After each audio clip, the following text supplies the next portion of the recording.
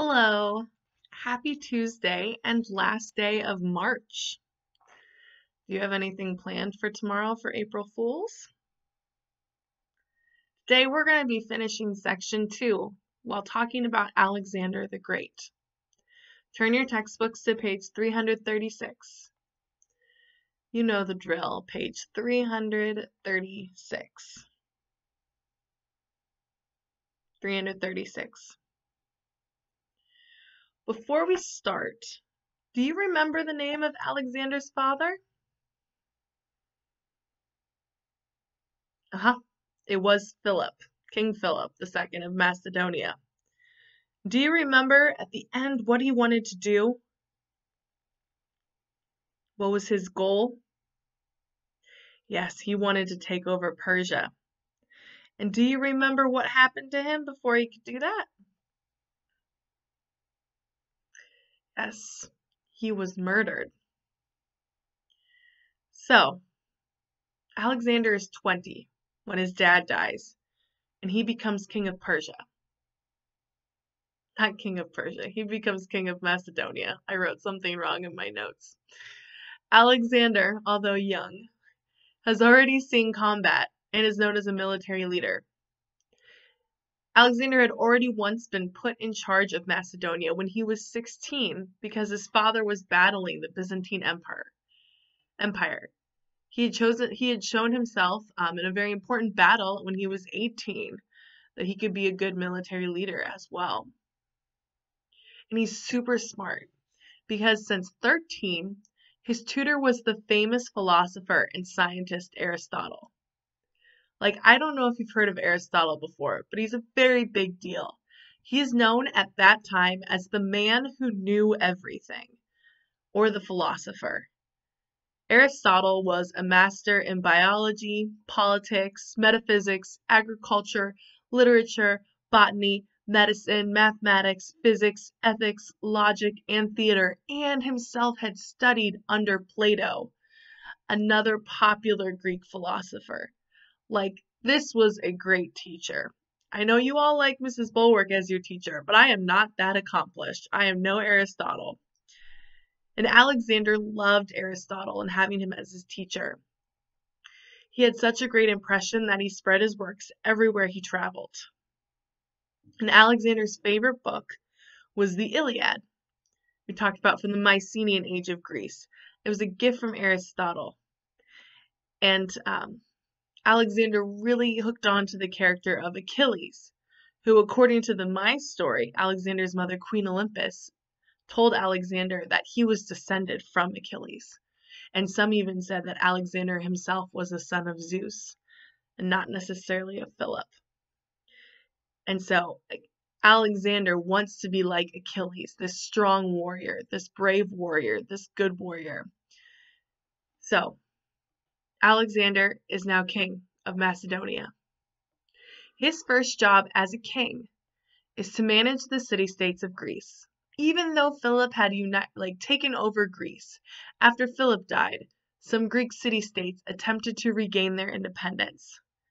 Alexander stopped those rebellions. He killed his rivals, and he intimidated anyone that might try to revolt again by burning a big city called Thebes to the ground. Alexander then took his army of 30,000 foot soldiers and 5,500 cavalry, or soldiers on horseback, into Asia. He personally was with them in battle with his favorite horse, giving them a lot of respect with his troops. While in Asia, Alexander freed the Ionian city-states from Persian rule and then captured cities along the Mediterranean coast. The army then went to Egypt, where they were welcomed by the Egyptians for giving them freedom from the Persians. It says in your book at that bust on page 336, it says he was the first Greek ruler to shave his beard, but it also told me that he received the double crown. I read that somewhere. That he received the double crown in Egypt, which we remember from learning about Egypt in world history, that that's the king or pharaoh of the Upper Egypt and Lower Egypt. So that was a pretty big deal. Alexander himself, before leaving, founded the city of Alexandria on the edge of the Nile Delta in Egypt. Guess who Alexandria is named after? Yes, Alexander. So if you found a city, you get to name it after yourself. From Egypt, Alexander heads back towards Persia, and 4 years after he began his journey into Asia, he defeats King Darius, the Persian king. While most would be satisfied with just that huge empire you've created, Alexander wanted more. He wanted world conquest.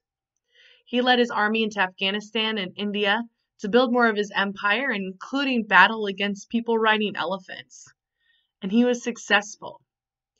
All of this was done in 11 years, earning him the name Alexander the Great. However, after his last major battle in Pakistan, his beloved horse dies, Bucephalus. Then his army, tired of fighting for so long, just wants to go back home. And so they leave and return back west. Alexander agrees to follow them back towards Persia and Macedonia. But in 323 BC, he dies of a fever. Some say it was malaria. Some say he might have been poisoned. In Babylon, at the age of 32. Although he died at a young age, it is worth noting he never lost a battle. Never. And he didn't die in combat either. Even though he fought in all of these battles, he did not die in combat. Alexander had a son, but the son was still an infant, and he didn't declare necessarily an heir. And so Alexander's generals divided the empires into kingdoms. So they took Alexander's huge empire and split it into kingdoms. One of those kingdoms, in Egypt, was ruled by a general named Ptolemy, with a P in front. So Ptolemy, Ptolemy.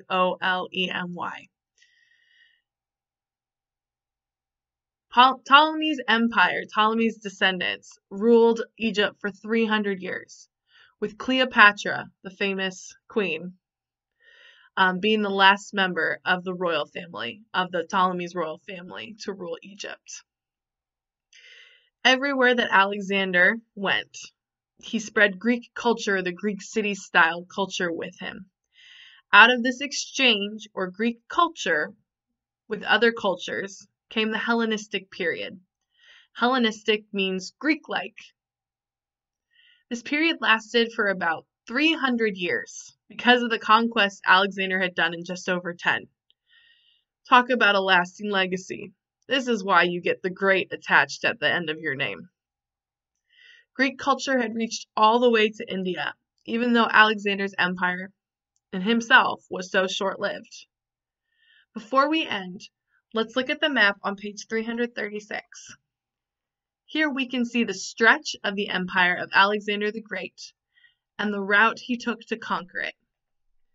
Compared to the pink section that is Macedonia, you can see what Alexander started with to what his empire expanded to. That's a lot of yellow in Alexander's empire. So if we follow it, we can see Alexander being crowned. That's the map. That's what says he's crowned with the double crown. We can see Alexander cutting the Gordian knot. We read about that in the mice story. Going down to Egypt, being crowned with the pharaoh's double crown. Defeating the Persian king, King Darius. We see him marrying a Persian princess. He had a couple wives.